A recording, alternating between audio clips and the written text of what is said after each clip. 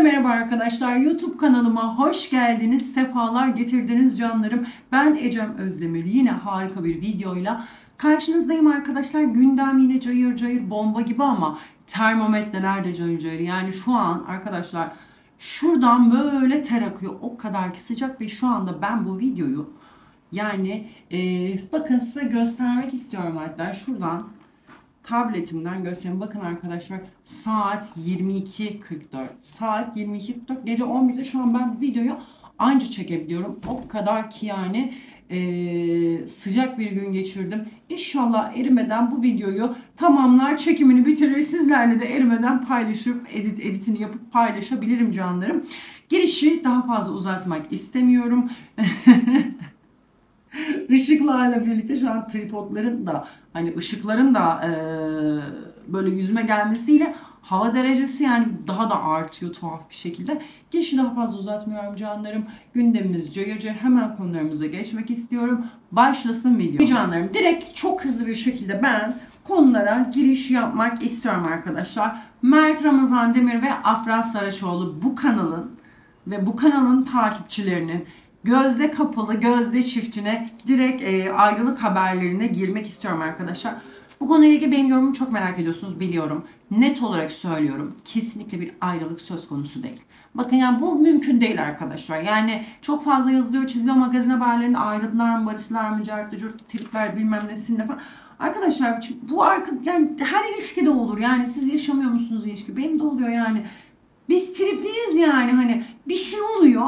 Direkt sinirleniyorsun, trip atıyorsun. Şimdi biri Amerika'da, biri burada, Türkiye'de. Bir şeye sinir olmuştur. O sinir bir tartışma olmuştur. Hemen Instagram'dan silmiştir. Hemen atarlı giderli.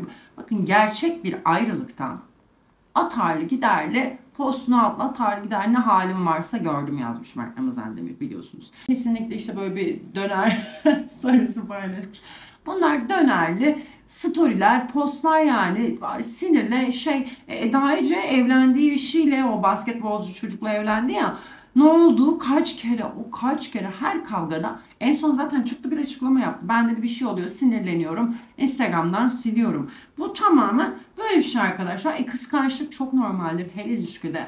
Dozunda kıskançlığı ben zaten severim. Kıskanılmayı da severim dozunda, kıskanmayı da severim.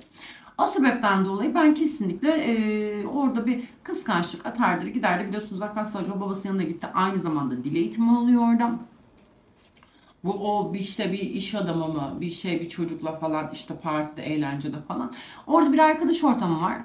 Doğal olarak Mert'in tanımadığı bir erkek orada.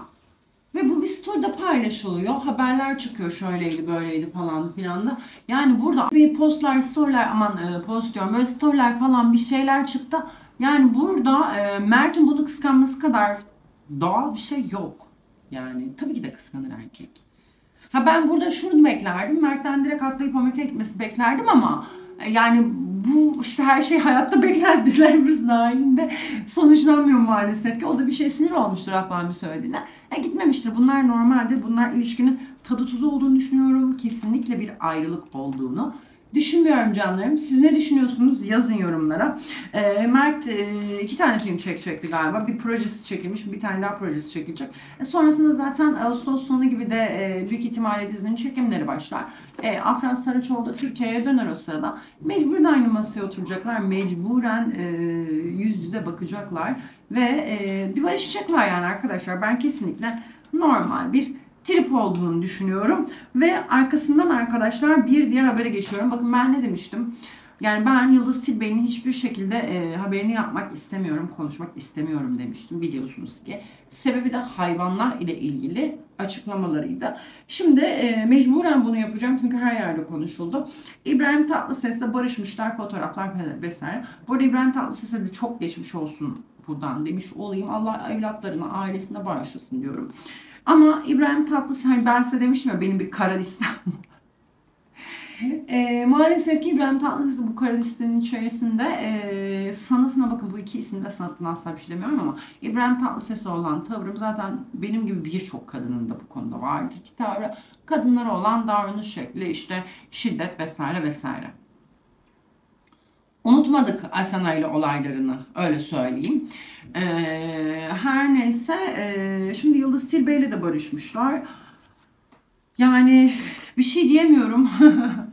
Yani hani ben burada şey değilim. Bakın ben şey değilim arkadaşlar. Ben küslüğü savunan bir insan hayatım boyunca hiçbir şekilde olmadım. Küslüğü zaten onaylamıyorum.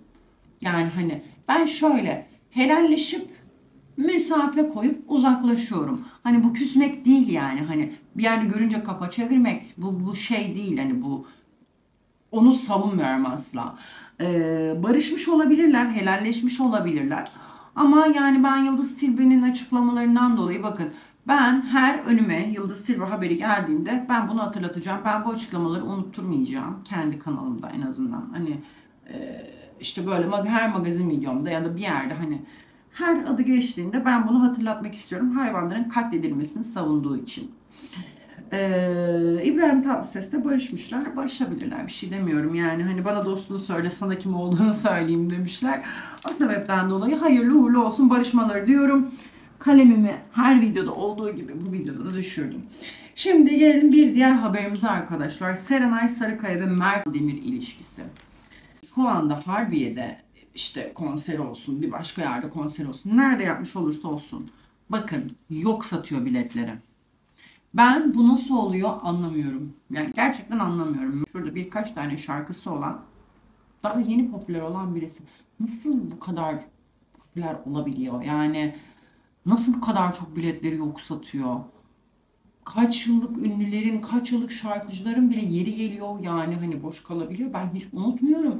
Şimdi isim vermeyeyim hani sevdiğim sanatçılar da var çünkü bunların içerisinde ama boş kalabiliyor yani hani yüzler, binlerce, milyona yakın yani nasıl olabiliyor? Ben çok şaşırıyorum ya bir ilişki, bir PR ilişkisi nasıl bu noktaya getirebiliyor 3 günlük şarkıcıyı? Ben şoklar içerisindeyim. Konserine annesi gitmiş. Çok tatlı bir kadın. Bu arada gerçekten o kadar tatlı ki açıklamalarında da işte muhabirler soruyor Serenay'la falan ilişkisini onaylıyor musunuz bilmem ne. İşte oğlum onlar kendileri bilir falan diyor. Çok mütevazi, çok güzel şey yapmış. Ben bu şekilde konuşuyorum ama şunun annesinin orada bir şeyi var, sözü var. Hani bir günde olmadı benim oğlum. 12 yıllık bir emek diyor. Emeğe kimsenin asla ve asla lafı yok. Eminim öncesinde çok savaşmıştık. O kadar çok insan var ki. Bu konuyla ilgili hiçbir şekilde bir şey diyemem. Hak ediyordur asla onunla ilgili de bir şey diyemem bakın. Sadece şaşkınlıklar yani şaşkınlığımı gizleyemiyorum çünkü o kadar belli olan bir PR ilişkisi var ki ortada. Yani öyle belli ki hani insan inanamıyor yani hani.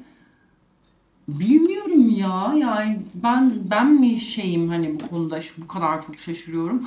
Bir günde çünkü bir günde bir PR ilişkisi bir şarkıcıyı ne hale getirdi? Popülaritesini nasıl bu kadar çok satılabiliyor? O bilet fiyatları, o sahne fiyatları milyonlara çıktı. Yani Tarkan mısın sen? Yani Tarkan oğlum yani ben kendim bildim bileli Tarkan yani. Hani kaç yılın sonunda bu noktaya geldi. Helal olsun hiçbir şey diyemiyorum. Helal olsun yani.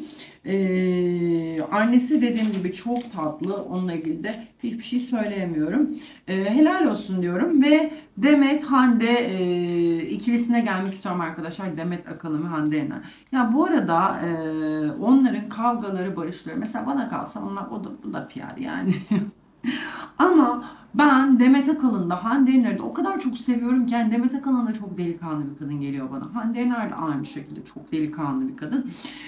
Özellikle Demet Akalın beni öldürüyor gülmekten. Bakın öldürüyor gülmekten. O birden yükselişleri, birden düşüşleri vesaire vesaire. Bazen çok kızdırıyor, bazen de çok sevdiriyor, güldürüyor. Ama dediğim gibi çok ama çok delikanlı bir kadın. Sadece şurada çok sinir olmuştum ona. Ya sinir oldum demeyeyim de hani dedim ya size. Bu kahve olmadan bu video bitmiyor. Sohbetin en güzel yanı yanında kahve olması arkadaşlar. Kahve olmadan gerçekten video olmuyor. Şimdi Demet Akalın çok güzel kilo verdi. Bakın harika kilo verdi. Ve kilo verdiği gibi o kızdığı kesimi hani bu işte sahne kıyafetlerini şöyle böyle direkt giymeye başladı. Bunu zaten önceki videolarımda da söylemiştim sizlere. Bu sefer ne oldu? İnsan ne diyor? Demet abla ne oldu? Sen öyle diyordun, zayıfladın, şimdi böyle mi oldu falan. Bu sefer o gülü ona bu sefer laf ediyor haklı olarak. Yani bu konularda ben Demet Akalın'a çok sinir oluyordum. Çok kızıyordum ama bir yandan da diyorum ya zaten hani bir yandan da çok seviyorum. Yani çok delikanlı, çok komik, çok esprili geliyor. Çok tuhaf yani. Toksik ilişki gibisin Demet abla. Bir yandan çok seviyorum, bir yandan açıklamalarına inanamıyorum. Gülşen'le ilgili söylediklerine inanamıyorum. Gülşen'den çok iyi dostlular. Şşt, kızlar.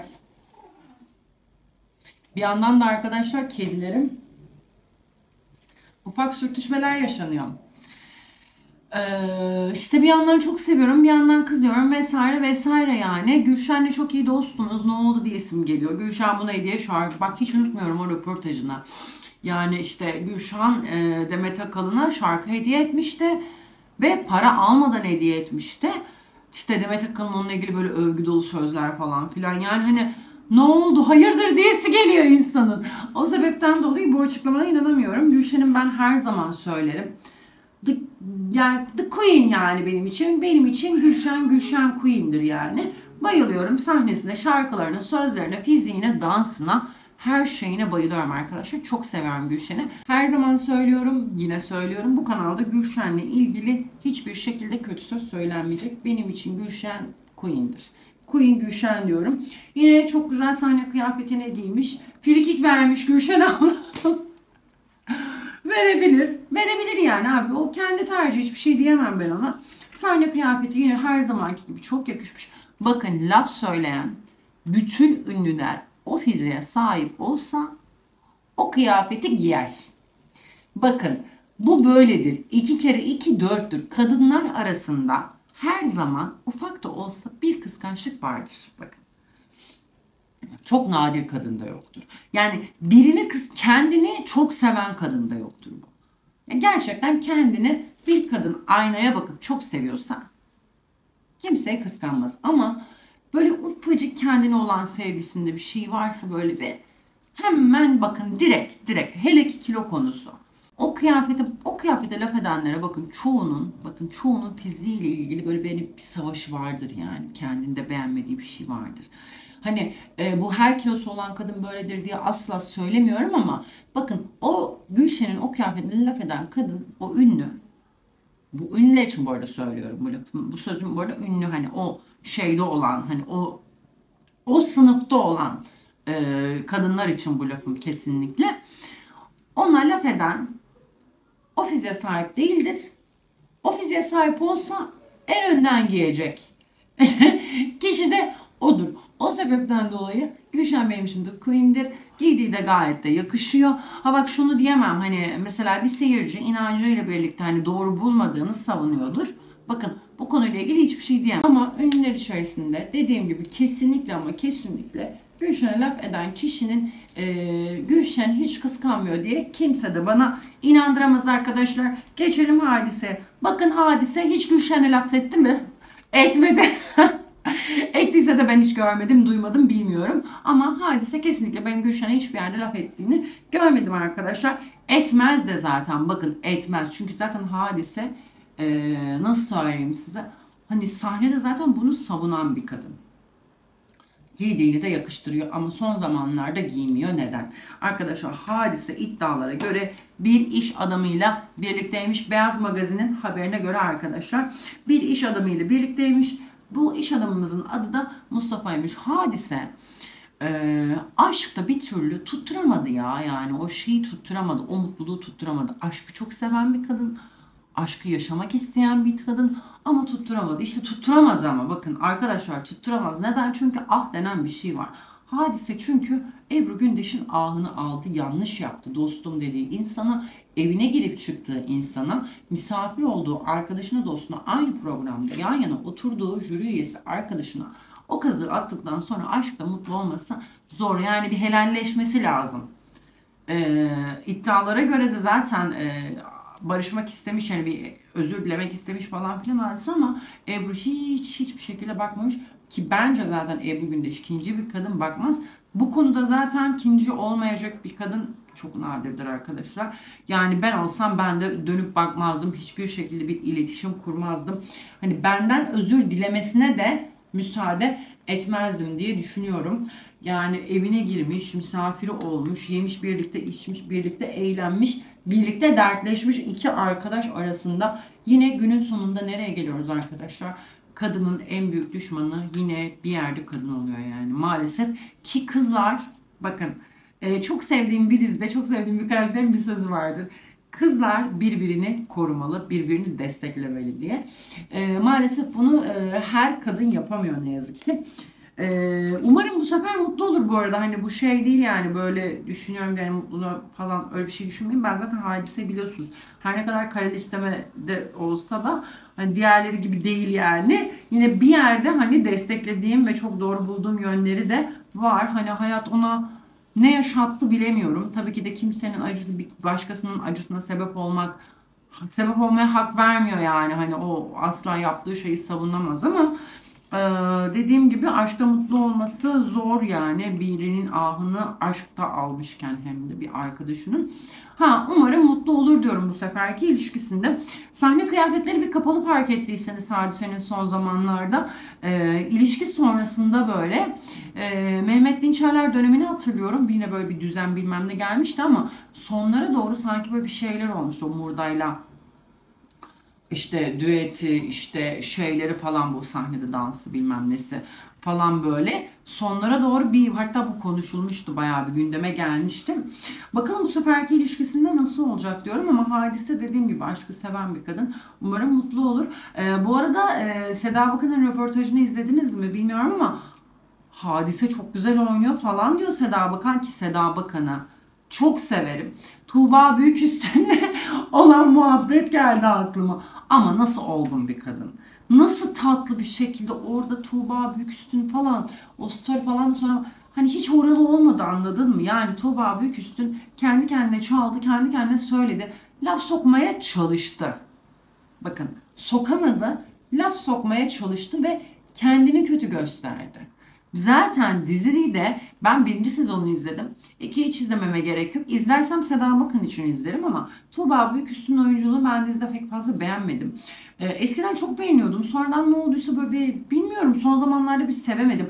Çok güzel bir kadın ama tuhaf bir mesafe ve soğukluk var karşısındaki. Bakın televizyonda, röportajlarda bile, biz Seda Bakan'a bakın, orada ne kadar cana yakın, samimi, içten gözüküyor.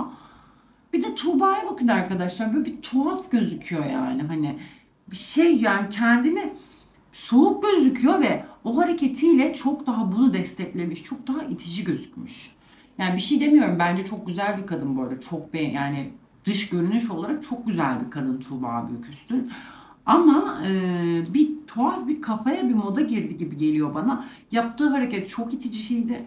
Tamamen sanki Seda'yı kıskanmış ve kötü göstermeye çalışmış. Orada bozmaya çalışmış gibi duruyor. Bozamamış. Kötü gösteremez zaten. O şekilde bozamaz da. Kendine antipatik bir duruma sokmuş sade ve sadece. İşte tamam, sus fus falan bir şeyler yapıyor ama böyle bir iyice bir itici bir hal almış yani Tuğba. Bilmiyorum ama bu şekilde olmaz kesinlikle. Oyunculuğuyla ilgili de dediğim gibi yani birinci sezonda pek fazla beğenememiştim ama biraz karakter de onu zaten, hani karakter, ona yazılan karakter. Şimdi bak, aha, bir şeyin günahına girmek istemiyorum orada, harekete sinir oldum diye. Şimdi Seda Bakan'ın oynadığı karakter biraz daha cıvıl cıvıl bir karakter. Tuğba Büyüküstün'ün orada o dizide oynadığı doktor karakteri biraz daha hani böyle donuk bir karakteri oynuyor zaten kız. Şimdi yorumlarda Tuğba Büyüküstün'ün oyunculuğu hiç beğenilmemiş ama dizideki rolü o zaten. Yani hani rol onu gerektiriyor ve rolün gerektirdiğini yapıyor. Şimdi bazı yorumlarda da gördüm, yorumcularda da gördüm. İşte çok donuk, çok bilmem ne, şöyle böyle. Zaten kızın oynaması gereken rol o arkadaşlar. Yani o sebepten dolayı Tuğba Büyüküstün de burada o davranışla bana da çok antipatik geldi ama hani şimdi belden aşağı vuramayacağım yani, hani rolü o arkadaşlar, yani rol oynamış kız ama orada yaptığı hareket Seda Bakan'a karşı dediğim gibi kesinlikle çok antipatik. Bu arada yorumlarda Tuğba Büyüküstün'ü, bakın niye burnum kaşınıyor bilmiyorum. Biri beni anıyor herhalde. Yorumlarda Tuğba Büyüküstün'ün oyunculuğunu çok kötü bulanlar olmuş. Onunla ilgili bir şey demeyeceğim. Ama çok donuk bulanlar için zaten rolü o. Hani yorumlarda, seyirci yorumları da böyle. Bence Tuğba bu yorumları okudu. Herkes Seda Bakan'a övgü dolu sözler söylerken Tuğba ile ilgili bu yorumları yaptı. O da Seda'yı bilendi. Bakın bilendi. Ondan sonra orada ben dedi buna bir bozayım dedi. Onu bozmayla birlikte düşünceleri desteklemiş ve daha fazla insanın daha fazla antipatisini kazanmıştı. Mesela benim bir antipatim yoktu kesinlikle. Çünkü zaten rolün öyle olduğunu farkındaydım. Ama bu hareketiyle birlikte benim de antipatimi kazandı. Bence o sebepten dolayı çok saçma buldum kesinlikle. Seda'ya dediğim gibi zaten bayılıyorum. Hadiseyle ilgili de Hadise'nin çok ama çok iyi oynadığını söylüyor. Umarım öyledir. Yani bilemiyorum ama umarım öyledir diyorum. Çünkü şu anda çok ama çok konuşuluyor. Şunu söyleyebilirim. Hadise'nin oyunculuğunu kurtarma konusunda, bakın ne kadar iyi oynadığını bilmiyorum. Seda'ya göre çok iyi oynuyor. Ama çok iyi oynayamamış olsa bile kesinlikle bakın benim de kısa süreli böyle bir hani oyunculuk eğitimi falan almıştım. Bir tiyatro eğitimi falan almıştım. Ee, Öyle bir şey ki kimle oynadığın da çok önemli. Yani karşındaki insan sana çok şey katıp seni kurtarabiliyor bir yerde. O çok kısa süreli bir tiyatro eğitimi aldım çünkü arkadaşlar. İşte bir 6 aylık bir tiyatro eğitimi aldım. Ee, Yani hani karşındaki insan seni kurtarabiliyor. Bence Hadise'nin en büyük şansı Seda Bakan'la birlikte oynaması. Zaten o diziye falan da hani şey yapan da hani biraz da Seda'ymış. Zaten onların normal hayatta da çok yakın dostlukları varmış. Dediğim gibi Hadise'nin iyi oynama konusunda hani Seda'nın da burada ben destek olacağını Hadise'ye kesinlikle ama kesinlikle düşünüyorum. Canlarım ballarım bugünlük benden bu kadar arkadaşlar. Sizi çok ama çok sevdiğimi unutmayın lütfen. Eğer ki bir duyum alırsanız mutlaka ama mutlaka yorumlardan yazın. Instagram'dan yazın. Nereden yazarsanız yazın ama direkt beni bilgilendirin diyorum canlarım. Sizi kocaman öpen bir sonraki videoda görüşmek dileğiyle. Hoşça kalın.